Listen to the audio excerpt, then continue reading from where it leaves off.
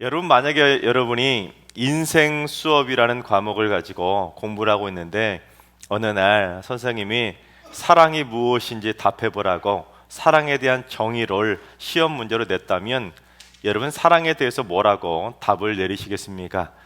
나태주 시인은 이 사랑의 물음에 이렇게 답을 했습니다.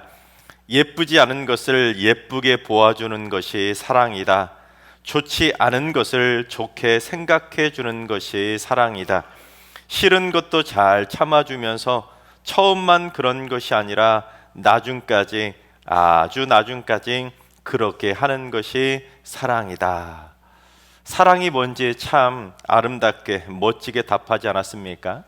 여러분, 예쁜 걸 예쁘게만 봐준다면 그건 누구나 할 수 있겠지요. 그런데 그 사람을 진정으로 사랑하면 예쁘지 않은 것도 예쁘게 바라봐 줄 수 있게 되는 것입니다. 또한 내 생각에 좋은 것만 좋게 생각해 주는 것도 누구나 할 수 있는 거죠. 그러나 진짜 사랑하는 사람은 그 사람의 좋지 않은 모습도 좋게 생각해 줄 수가 있는 것입니다. 특히 그 사람이 싫어도 그럴 수 있을까요? 여러분, 그 사람이 싫으면 싫은데 어떻게 참아주겠습니까? 그냥 그 사람 자체가 다 싫은 겁니다. 얼굴도 싫고 말도 듣기 싫고 하는 행동도 보기 싫고 하나부터 열까지 다 싫으니까 눈곱만큼도 못 참아주고 꼴도 보기 싫은 겁니다. 그런데 그렇게 꼴도 보기 싫어하던 사람도 사랑하게 되면, 그 사람을 사랑하면 싫은 것도 잘 참아주게 되는 것입니다. 특히 신혼 때만 그런 것이 아니라 나중까지, 아주 나중까지, 검은 머리 팥뿌리가 돼서 죽을 때까지도 잘 참아주게 되는 것, 그것이 사랑입니다. 오늘 본문은 아가서인데, 아가서는 바로 그런 사랑을 노래하는 아름다운 신랑의 세레나데입니다. 즉, 솔로몬 왕이 술람미 여인을 예쁘게 봐주는 아름답고 아름다운 그 사랑을 노래하는 것이 바로 아가서입니다. 가끔 우리는 술람미 여인이 솔로몬 왕이 사랑했던 여인이니까 이 술람미 여인을 눈부시게 아름다운 공주쯤 된다고 생각하지만, 여러분, 사실 술람미 여인은 공주가 아니라 전혀 뜻밖의 여인입니다. 우리 술람미 여인이 원래 어떤 여자였는지 아가서 1장 6절을 봉독해 보겠습니다. 내가 햇볕에 쬐어서 거무스름할지라도 흘겨보지 말 것은 내 어머니의 아들들이 나에게 노하여 포도원 지기로 삼았음이라. 나의 포도원을 내가 지키지 못하였구나. 얼마나 햇볕에 거무스름하게 이렇게 새카맣게 탔으면 흘겨보지 말라는 겁니다. 지나가다 사람들이 쳐다볼 정도로 얼굴이 새카만 거예요. 그런데 여기서 내 어머니의 아들들이라는 표현은 어머니가 재혼해서 낳은 아버지가 다른 아들들을 의미합니다. 즉, 술람미 여인에게 어머니만 같고 아버지가 다른 아들들이 있었던 겁니다. 그래서 학자들은 아마도 술람미 여인의 어머니가 아들을 낳지 못했다고 소박을 받았다가 재혼을 해서 아들들을 낳았던 것으로 봅니다. 그런데 이 술람미 여인의 아버지가 돌아가시면서 세상을 떠나며 이 술람미 여인에게 포도원을 물려준 겁니다. 그러자 아버지가 다른 그 남자 형제들이 화가 나서 술람미 여인을 자기들 포도원을 치는 포도원 지기로 삼아버린 겁니다. 그녀한테 재산이 돌아가니까 열받아가지고는 파치처럼 막 부려먹은 겁니다. 그래서 아버지한테 물려받은 자기 포도원도 지키지 못할 정도로 남자 형제들의 포도원을 관리하느라 땡볕에 얼굴이 새카맣게 타버려서 김이 죽은 깨가 가득한 까무잡잡한 피부가 된 겁니다. 그러다 보니까 사람들이 지나갈 때마다 흘기들기 쳐다보는 거예요. 때문에 술람미 여인은 자기가 그런 외모에 그런 처지라고 흘겨보지 말라는 겁니다. 왜냐하면 내가 이런 처지였기 때문에 내 모습이 이렇다고, 처량한 삶이라고 그렇게 사람들에게 말을 한 겁니다. 그처럼 술람미 여인은 자기가 처한 처지도 처량하고 몰골도 참 볼품없었지만, 솔로몬은 그런 여인, 술람미 여인도 한없이 예쁘게 봐주었고 한없이 좋게 봐주면서 그녀를 찾아와서 청혼을 했던 것입니다. 심지어 아가서 4장 7절을 보면 술람미 여인이 아무런 흠도 없다라고 극찬을 했던 것처럼 술람미 여인을 솔로몬 왕은 한없이 예쁘게 봐준 겁니다. 여러분, 솔로몬이 누구입니까? 왕이에요. 왕이 사람들이 흘낏흘낏 쳐다보는, 무시하는 그런 여자인 나를 찾아와서 왕이 나를 이렇게 완벽하게 예쁘게 봐준다니, 여러분 얼마나 감격스럽겠습니까? 오늘 본문이 바로 그런 아름다운 사랑의 청혼을 노래하고 있는데, 그러한 솔로몬과 술람미 여인의 관계는 오늘날 만왕의 왕이신 예수님과 우리와의 관계를 예표하고 있습니다. 즉, 우리의 신랑 되신 예수님은 만왕의 왕이신데, 우리의 형편과 처지가 어떠하든지 간에 우리를 한없이 예쁘고 좋게 봐주시고, 우리의 몰골과 외모가 어떠하든지 간에 우리를 한없이 예쁘게 봐주시는 것입니다. 또한 우리의 죄과를 한없이 참아주시며 우리를 십자가 사랑으로 끝까지 구원해 주신 것입니다. 그것이 바로 아가페 사랑입니다. 바라옵기는 우리를 한없이 예쁘게 봐주시고 좋게 봐주시고 참아주시는 그 주님의 사랑을 본받아 우리도 서로 좀 예쁘게 봐주시고 좋게도 좀 봐주시고 서로 잘 참아주는 아가페 사랑을 우리 모두 실천하게 되기를 주님의 이름으로 축원합니다.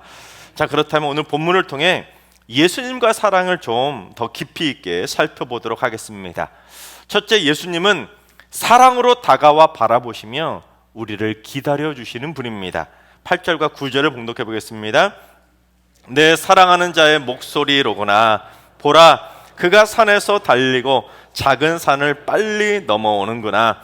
내 사랑하는 자는 노루와도 같고 어린 사슴과도 같아서 우리 벽 뒤에 서서 창으로 들여다보며 창살 틈으로 엿보는구나. 술람미 여인이 자신의 방에서 솔로몬에게 그 팔베개를 베고 잠을 자면서 꿈을 꾸고 있었는데, 그 잠을 자고 있다가 사랑하는 솔로몬의 목소리를 듣고 잠에서 깬 겁니다. 솔로몬이 산에서부터 술람미 이런 식으로 자기 이름을 불러가면서 사슴과 노루처럼 자기 집을 향해서 빨리 달려온 겁니다. 근데 솔로몬 왕이 얼마나 빨리 달려왔는지 8절을 보면 분명히 산을 지금 넘고 있는 모습을 봤는데, 9절을 보면 이미 술람미 여인의 집 창문 앞까지 도착해서 창문 너머로 술람미 여인을 사랑스럽게 바라보고 있는 겁니다.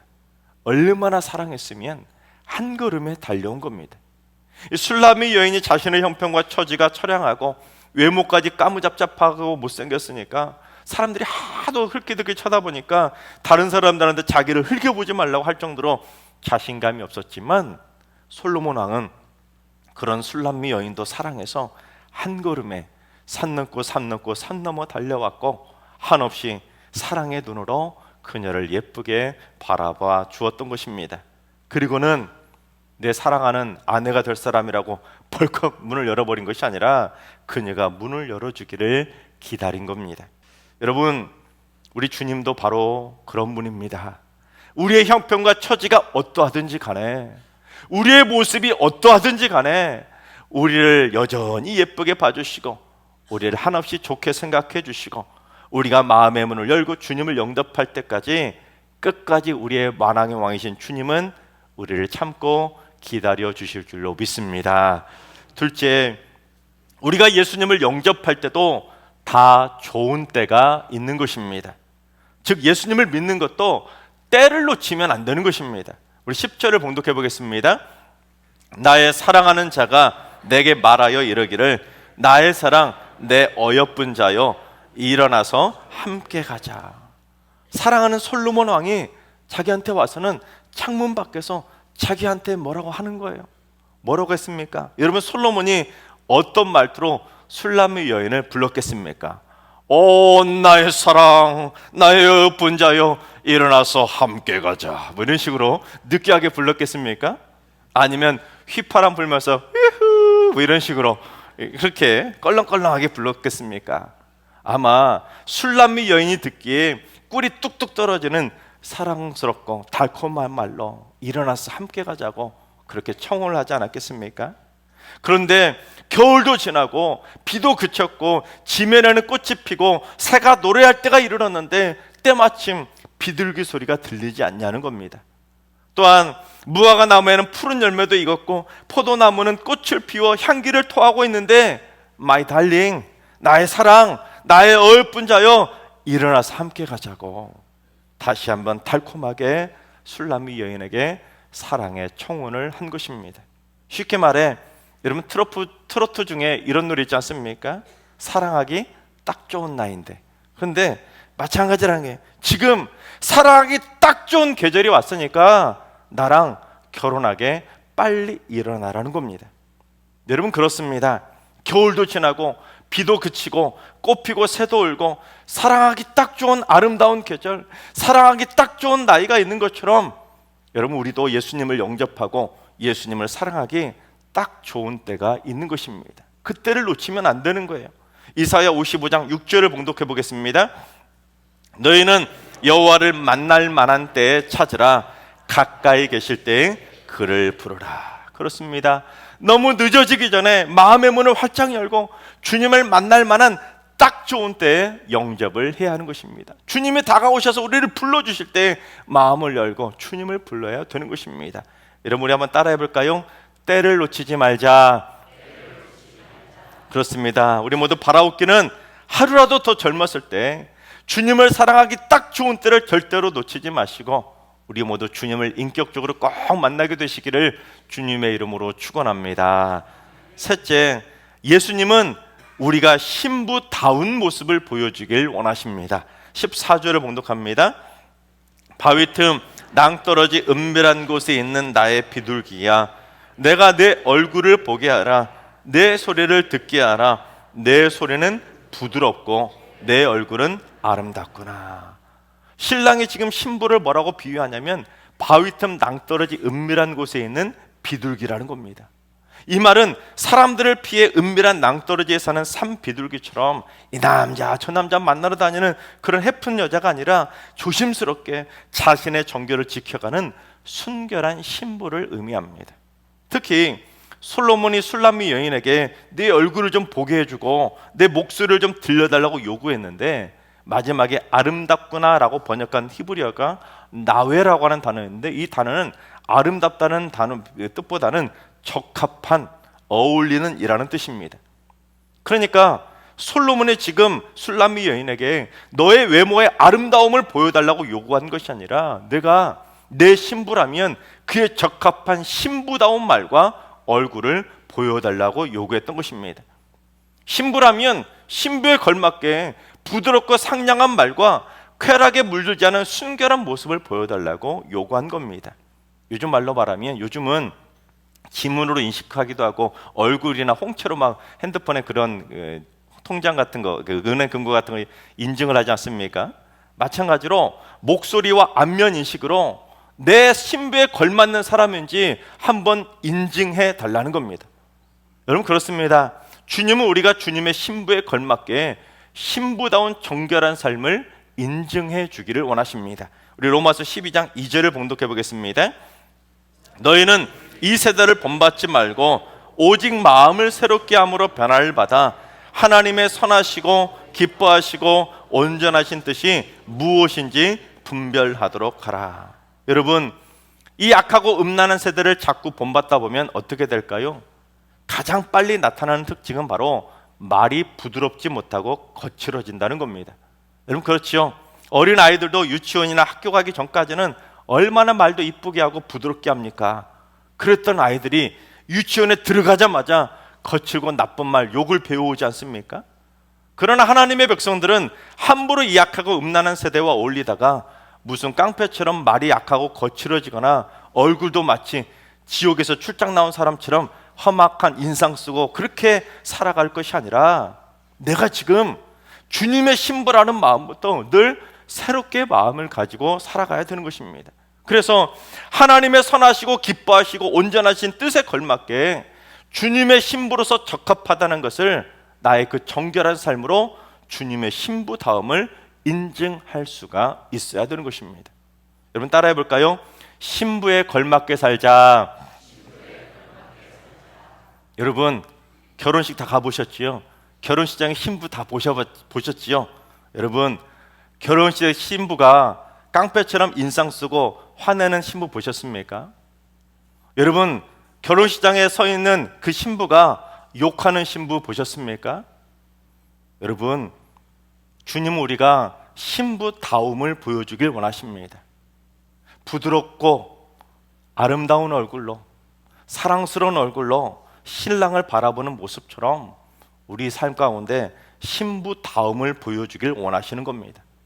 바라옵기는 우리 모두 주님을 영접한 주님의 신부답게 신부에 걸맞는 아름답고 정결한 삶을 살아가시기를 주님의 이름으로 축원합니다. 내 마음을 새롭게 해서 말 한마디 하다가도, 행동 하나 하다가도, 아차, 나는 주님의 신부지, 신부가 이렇게 말하면 안 되지, 신부가 이렇게 행동하면 안 되지, 정신을 차리며 살아가야 되는 것입니다. 어느 날 주님이 오셔서 우리에게도 요구하실 거예요. 네가 나의 신부가 된다면, 네가 나의 신부라면 신부에 맞는 목소리를 들려봐라, 신부에 맞는 표정을 보여달라고 요구하실 겁니다. 그런데 그 와중에 우리의 말이 거칠어진다면, 신부답지 못한 험악한 얼굴을 하고 있다면 주님 우리를 신부로 맞이하시겠습니까? 넷째, 예수님은 관계를 허무는 작은 여우를 깨닫기 원하십니다. 우리 15절을 봉독합니다. 우리를 위하여 여우 곧 포도원을 허는 작은 여우를 잡으라. 우리의 포도원에 꽃이 피었습니다. 술람미 여인이 솔로몬이 함께 가자고 막 부르는데 이 술람미 여인한테 문제가 있는 겁니다. 왜냐하면 이 술람미 여인이 뭘 하고 있었다고 그랬죠? 아버지가 다른 그 아들들 포도원에 끌려가가지고 거기에서 그 포도원 직으로 일하려고 있었던 겁니다. 그래서 자기도 지금은 함께 가고 싶지만, 왕의 청혼을 받아들이고 싶지만, 지금 작은 여우가 포도원을 망치고 있었던 겁니다. 지금 포도원에 꽃까지 피어 있었기 때문에 작은 여우가 돌아다니는 걸 방치해버리면 그 여우가 땅을 파고 땅을 헤집어버리니까 포도 농사가 망쳐버리는 겁니다. 그러면 어떻게 될까요? 내 포도밭도 아닌데 어머니 아들들이 또다시 난리가 나는 겁니다. 그 포도원 망쳤다고 결혼이고 뭐고 큰일 나는 겁니다. 그래서 자기도 솔로몬의 청혼에 빨리 응하고 싶지만 그러기 위해서는 먼저 우리 포도원을 망치고 있는 작은 여우 좀 잡아달라고 요청한 겁니다. 그러니까 지금 술람미 여인은 결혼을 방해하는 문제를 정확히 알고는 그 문제를 해결해 줄 수 있는 것이 신랑인 솔로몬임을 알고는 솔로몬에게 작은 여우 좀 잡아달라고 요청을 했던 것입니다. 여러분, 그렇습니다. 우리도 주님을 영접하고 주님의 신부가 되기 위해서는 우리의 믿음 생활을 허물어뜨리는 작은 여우가 뭔지를 깨닫고 주님께 그 작은 여우 잡아달라고 기도를 드려야 되는 것입니다. 알아도 잡을 수 없는 것이 작은 여우인 겁니다. 여러분, 주님과의 관계를 깨트리는 것은 뭔가 큰 문제거리가 문제되는 것이 아닙니다. 주님과의 관계를 깨트리는 것은 아주 작은 여우 같은 것이 문제가 되는 것입니다. 주님과의 관계뿐 아니라 부부간의 관계든 부모와 자녀 간의 관계든 어떤 사람 사이의 관계든 관계를 허무는 것은 뭔가 거창한 것 때문에 헤어지는 것이 아니라 아주 사소한 것들 때문에 깨지게 되는 것입니다. 사소한 말 한마디 때문에, 사소한 오해 때문에, 사소한 의심이나 불신 때문에 문제가 커지게 되는 것입니다. 한 결혼 전문 회사가 결혼한 20, 30대 커플들에게 부부싸움과 관련한 설문조사를 실시해서 올 1월에 발표를 했습니다. 그랬던데 그 발표 내용이 뭔지 아십니까? 10명 중 9명이 부부싸움을 해봤다고 밝혔는데 그 중에서 한 달에 한 번 정도 부부싸움을 한다고 대답한 커플이 71.1%에 달했다고 합니다. 여러분, 20, 30대면 적어도 다들 신혼 때 아닙니까? 그런데 신혼 부부들조차도 한 달에 한 번씩은 부부싸움을 하더라는 겁니다. 그런데 부부싸움의 원인을 누가 제공했다고 생각하십니까? 물어봤더니 뭐라고 대답한지 아십니까? 남편이나 아내나 모두 다 남편 때문이라고 대답한 비율이 높았습니다. 특히 여자들은 남편 때문에 부부싸움이 시작됐다고 말하는 비율이 무려 82.8%나 달했다고 합니다. 여자들은 부부싸움을 하면 무조건 대부분 이 남편 때문이라고, 남편 책임이라고 생각을 한다는 겁니다. 그런데 부부싸움을 한 후에 그렇다면 화해를 누가 먼저 주도하냐고 물어봤더니 남편이 그런다고 대답한 비율이 70%에 달했습니다. 그러니까 남편이 싸움 걸고 남편이 풀어주고 있다는 거죠. 다들 웃으시는 분들은 집에서 그러고 계시는가 봐요. 그런데 부부싸움을 할 때 가장 듣기 싫은 말이 뭐냐고 물어봤다고 합니다. 그랬더니 그 젊은 남녀들이 공통적으로 뭐라고 했냐면 그냥 말을 하지 말자. 듣기 싫다는 거예요. 가장 듣기 싫은 말이 빈정거리며 너랑 이제 대화하기 싫다고 하는 말이 가장 듣기 싫다는 겁니다. 그리고 남자가 또 뭘 듣기 싫어하냐고 그렇게 물어봤더니 아내가 자기한테 당신이 항상 그렇지 뭐 하고 무시하거나 다짜고짜 막 싸우다가 갑자기 생뚱맞게 우리 이혼해 하고 헤어지자고 하거나 누구네 남편은 이렇더라 그러면서 다른 남편하고 비교당하는 말을 듣기 싫어라 했다고 합니다. 근데 또 여자는 부부싸움 할 때 무슨 말 듣기 싫어라 했냐면 당신은 하는 게 뭐가 있는데 당신 하는 게 항상 그렇지 뭐. 여자도 역시 무시당하는 말을 듣기 싫어라 했다고 합니다. 그리고는 이게 다 당신 때문이야 하고 책임을 지우는 말을 듣기 싫어라 했다고 합니다. 여자들은 대부분 남편 때문에 싸움이 시작됐다고 생각하는데 남편이 자기를 향해서 너 때문이야 하니까 그게 듣기 싫은 겁니다. 다들 여러분 부부싸움 하면서 집에서 해보셨고 또 집에서 들어보신 말들이지요. 여러분 관계를 허물어 버리는 것은 작은 여우이지 거대한 코끼리가 아닙니다.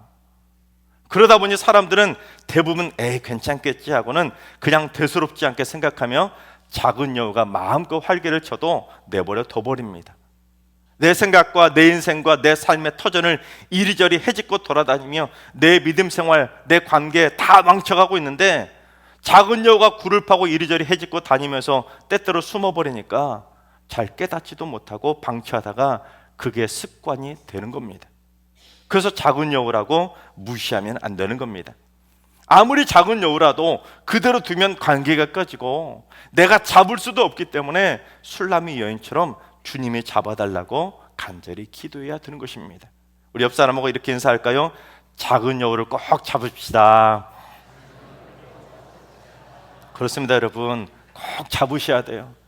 작은 여우처럼 사소한 생활 습관을 방치해버리면 관계뿐 아니라 많은 것들이 허물어지게 되는 것입니다.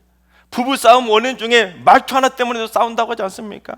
괜찮겠지 하고 내 말투가 어떤지도 모르고 그렇게 가져가지 말고 바꿔야 되는 거예요. 따라서 내 삶의 다양한 관계들을 깨뜨리고 내 믿음 생활을 허물어뜨리고 신앙 성장 방해하고 주님과의 사랑 방해하는 영적인 작은 여우가 뭔지 여러분 빨리 깨달아야 되는 겁니다. 그리고는 내 힘으로는 그 작은 여우 잡을 수 없으니까 주님께 작은 여우 잡아달라고 주님 앞에 기도해야 되는 것입니다. 그래야 주님께서 내 인생의 작은 여우를 다 잡고 몰아내 주시는 것입니다. 하나님께서 사랑하신 여러분, 우리를 사랑하시는 주님은 우리를 만나기 위해서 저 하늘에서 우리의 이름을 불러가시며 사탄마귀의 산을 넘어 한 걸음에 우리를 향해 달려와 주셨습니다. 우리 모두 한없는 사랑의 눈으로 우리를 예쁘게 바라봐 주시는 주님의 그 부르심에 응답해서 우리 모두 때를 놓치지 말고 주님을 만날 만한 딱 좋은 때에 우리 모두 꼭 반드시 주님을 영접하시기 바랍니다. 그리고 주님의 신부에 걸맞는 아름답고 부드러운 삶의 모습을 보여드리며 관계를 허무는 모든 작은 여우들을 꼭 잡아내서 예수님의 사랑을 듬뿍 받는 행복한 주님의 신부들 다 되시기를 주님의 이름으로 축원합니다.